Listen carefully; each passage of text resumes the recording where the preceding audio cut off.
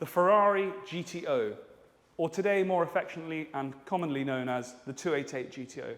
This is one of my favourites. It's from my birth year.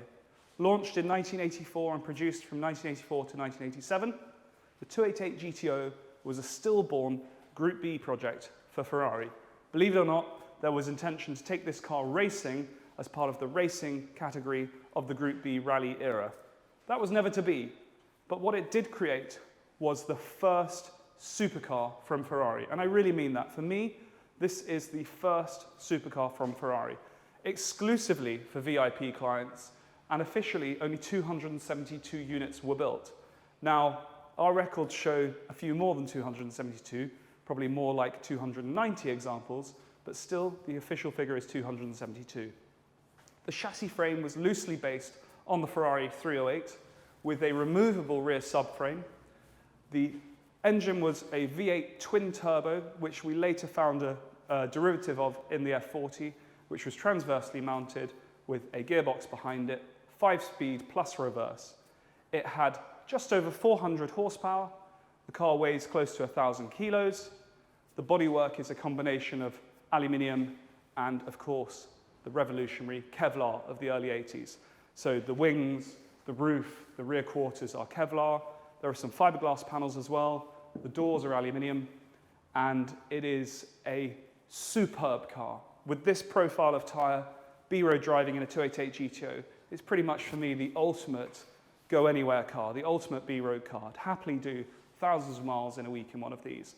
Be super comfortable in those Daytona-style full leather seats that this example has, with your twin turbo, with your great road handling, great brakes, and I think the best steering, and this is a bold claim, best steering of any Ferrari ever. Yes, I'm an absolute fan of the 288. It's the original F car for us, and we specialize in them. And this car is one that we've just finished a full restoration of. We've serviced and sold tens of 288s over the years. The last 24 months has been particularly busy with something like 10 288s sold by us.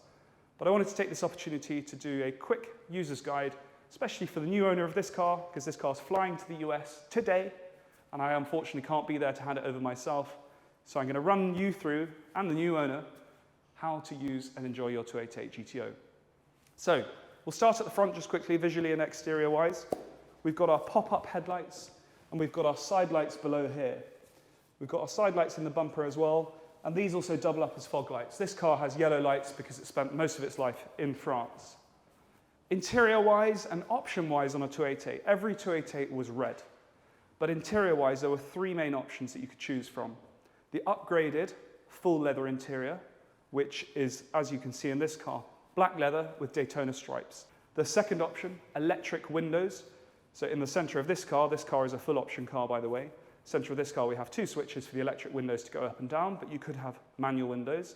And finally, air conditioning. Either side of the stereo aperture, we have the temperature and we have the fan speed. Same system as the F40, but that was an option on this car. As standard in the F40, but an option. Sometimes we hear people refer to some 288s as a lightweight car, which basically means no specification whatsoever, no air conditioning, no electric windows. Whether they're any more valuable or not, personally, I think I would prefer to have electric windows and air conditioning. So, we're going to run through quickly how to use and enjoy the car. To open the door, we've got the door catchers here.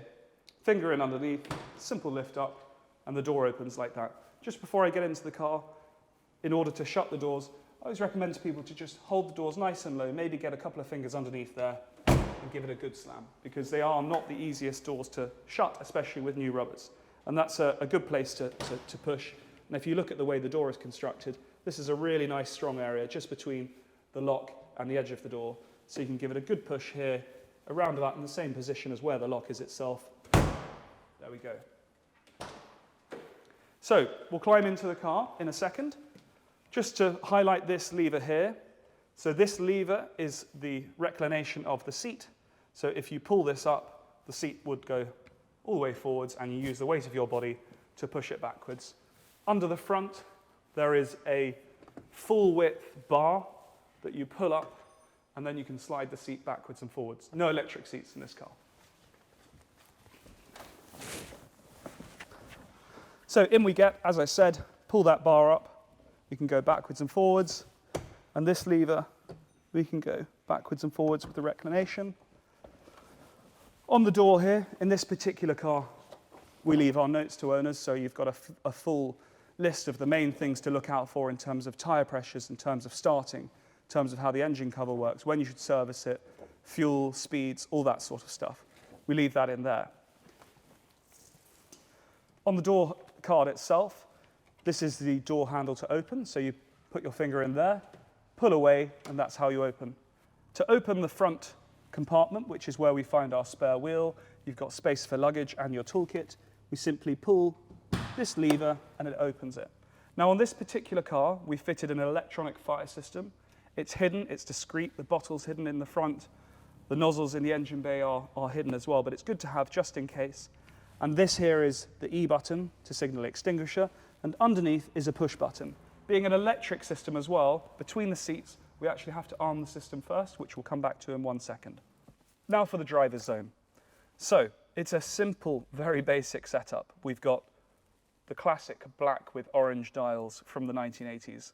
Again, something I love and I think is truly iconic to the era. First things first, we have our ignition barrel here. So, clockwise once, that turns the ignition to side lights and partially on, and then secondly, turns it all on. You'll see the battery light comes on the dash and the oil pressure light comes on. And then next to it, we have a starter button. For starting, my recommendation is from cold. First of all, we don't do anything. We just turn the engine over for 2 seconds. It won't fire. And then, once the fuel system starts to prime, you try it again. And if it doesn't start then maybe you give it just 1 pump and go again. And you might need to just tickle it into life as it comes from cold, and you'll find your right balance with it. But what we definitely don't want to do is give the car any revs or anything like that whilst it's cold. Let it warm up itself. Once it's found its running, its happy running medium early on, just let the car warm up. But another note there is don't leave a twin-turbo 288 GTO idling for a long period of time. That can cause the spark plugs to coke up and for you to foul a plug. So, looking at the rest of the interior here, on the right-hand side we have the windscreen washers. So we turn those once and then down, and that turns the windscreen wipers on. If we go 1 more down, this goes 1 more speed. And then again, if we just go all the way to the top and twist it anti-clockwise again, that turns everything off. On the left-hand side, we've got 2 stalks. We've got the indicators. I'm going to turn the ignition on for this again. We've got the indicators. So down on the small stalk for left-hand indicator, and then up for right-hand indicator. Next to that, we have the headlights. So again, this is first of all twist to turn the side lights on. This will pop the headlights up. And if we want to go to main beam, just like an F40, we go down with the stalk and that goes to main beam, and we go up with the stalk and that takes it back to side. And if we want to turn all the lights off again, we twist it and down they come and we're good. In the middle here, this is an air conditioning car, so we have the intensity of the coolness, so from 0 up to 3 if you like. So anti-clockwise is moderate, full clockwise is full cool, and then your fan speed, which has got 1, 2, 3 speeds, and that's it. And so anti-clockwise for all the way off, and anti-clockwise for moderate temperature. Now onto the heating. In the center here, very much like a 308 or even a Daytona, we've got temperature for each side from cold to hot. So we just move those knobs like this, from cold to hot. We've got the height of the heat. So quite simply, this at the top is off, and then in the middle, it's up and down, and then all the way back is dash only. If we look at the dash here, we've got these vents which we can open up, and we can rotate to point at the dash and point in the direction of the air, or we just close the air off completely. Moving back here, we've got fan left and fan right. Now we'll note that when we turn these on, there are 2 orange lights on the dash at the top that come up that indicate that they are on. So if we turn those back off again, those orange lights go off. Bottom left here, we have the hazard lights. So we turn that on, the hazard light switch, the hazard light is flashing here, and we've got both the indicator lights flashing at the same time. And then this car doesn't have a rear fog light fitted, but if it did, we'd pull that switch back on the back right, and it would illuminate the rear fog light, which would hang below the rear bumper. Finally, we've got the cigarette lighter, again, very 1980s, and then the two electric window switches, which are right below that, and quite simply down and up to open your windows. Two final things on the interior. On the left-hand side of the dash, we have this rheostat, which is for the brightness of the dash. So when the lights are on, we can turn the dash brightness up and down by using this roller switch on the left-hand side. Then, between the seats, this is not a 288 function specifically, but bespoke to this car, which we've done, we have our electronic fire system.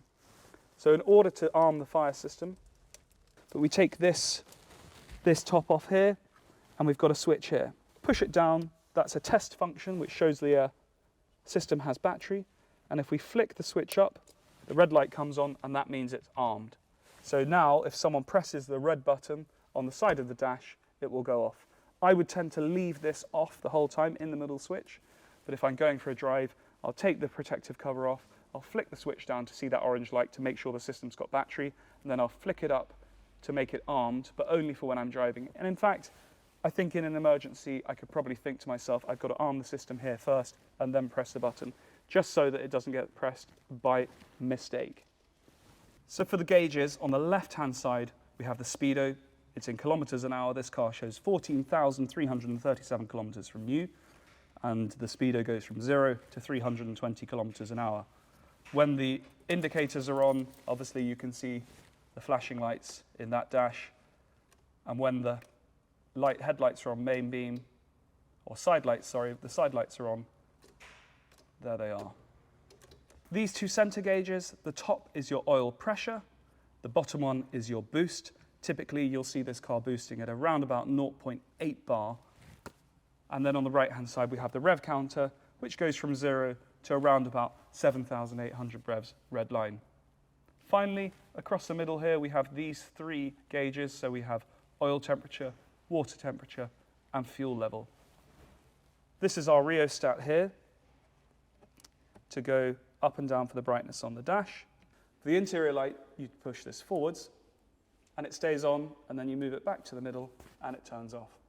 You'll remember that I opened the front compartment with the lever by the left-hand leg of the driver.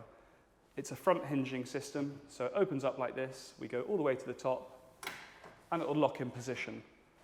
There's a cover here. We've got a few bits in the front of this car, the toolkit and the jack, which normally would be inside underneath. The spare wheel is below this, and we've got a DK cover in this particular car.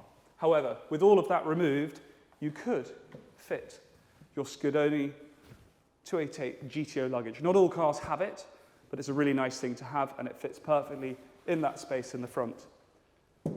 In order to drop the front, you have to be really careful. There's a little pin here on the strut, so it's not a gas strut, and you push that in, and then that will let it fall down. Closing a 288 bonnet is tricky, and we just have to remember that the latch is here, and if we push it down and we give it a little push like that, that will let it close properly. There are two flaps on the exterior of the car. One on the passenger side, this is for the oil tank, because it's a dry sump oil system, and on the other side for fuel. The other side you can open, you'll need the keys for, but on this side you need to open the passenger door. There's a small pull behind the passenger seat, which you pull, and in here we find the oil tank, which you can just take the top off by anti-clockwise spinning it and put it back on again. But I would advise leaving checking oil levels and adding oil to your garage. In this particular car, something that we would do with all our cars is we fitted a C-Tech trickle charger. Now, the battery is right underneath the spare wheel, which is quite a big, heavy thing, and we don't want our clients to have to pull that out. And we've put an extension lead on it as well, so it pops out at the top here, and we can simply connect in to here. The battery cutoff, you can see the back of the battery cutoff switch is here, and it's on this front face, and anti-clockwise is on and clockwise is off. We recommend that you leave it on and just leave the car on trickle charge. On the opposite side to the oil filler, we have the fuel filler cap. This is on the driver's side. There's no need to go inside the car to open it because it has a finger pull and you can open it up. Now the fuel filler cap is lockable, and that's why you don't have to open it from the inside. And on the top here, you'll find that you can move the prancing horse around to the right and that you can put the key in. And it's this smaller key here. My recommendation is to not lock your fuel filler on the 288. It's a very complex system, and just to guide you through it, what would happen is that you will close it all the way clockwise, you push the key in, and you lock it. And to unlock it, you actually have to spin the fuel filler cap all the way anti-clockwise first before you can then unlock it. I've had lots of clients really struggle with it, so I would always recommend leaving it unlocked. The final thing to look at, in my opinion, is the engine bay. Again, this is one of the trickiest parts of a 288, and I've seen so many people break these, so we've got to be really careful. First things first, you press the button in the middle, and that opens the catch. This is lockable, again, using the key from the doors. Then we've got these two catches, which, if you notice, they are at an angle to the middle of the car. We lift the ring pull up, we press down on the center of the push, and we go a quarter of a turn anti-clockwise on both of them. And again, I've seen so many people break these. So push down, quarter of a turn anti-clockwise, and it's open, and they will pop up. It's a Swiss fastener underneath. And then my recommendation is put some fingers through the louvres, lift it up. The stay is on the passenger side. It lifts up like that, and it goes into this hole. And here is that glorious engine. Let's just soak that up. This car is absolutely fantastic. I think the guys here at DK have done an amazing job in terms of the finish of the foil, the finish of the air cleaners, right down to the correct blue oil filter. It is just eat your dinner off it stuff. And the finish of the engine cradle. Love it. It's absolutely right. Two things that I always look at on a 288 when I'm coming to buy one. Has the remote oil sender modification been carried out? On this car, yes. So the oil sender is no longer in the center of the V, it's over here. And the other one, and this is crucially important, oil drain pipes. The oil drain pipes that drain back to the sump of the car originally were solid on a 288 GTO. It is imperative that these have been upgraded and converted to flexible joints. Quite simply, what happens is, as the engine mounts age, the engine moves, the turbos are solid, the pipes are solid, they break, hot oil goes everywhere, causes a fire. They have to be flexible. And I was stunned to see a car that had been restored by a very, very respectable specialist arrive with us for an inspection just last week, and the oil turbo drain pipes were still solid. Absolute no-no. You've got to know your product, obviously, to realize and appreciate this, but that's just a little thing. So something you can ask people when you're buying a car, assuming it's not from us, is, has the drain pipe solution been updated? But all in all, that's it. I think that should give you a really good guide of how to use and enjoy your 288 GTO. And from here, I'm wishing this car a safe and happy journey, and I'm really excited to hear what the client thinks about it. I think I've covered everything we can in the user's guide. We hope you enjoy it.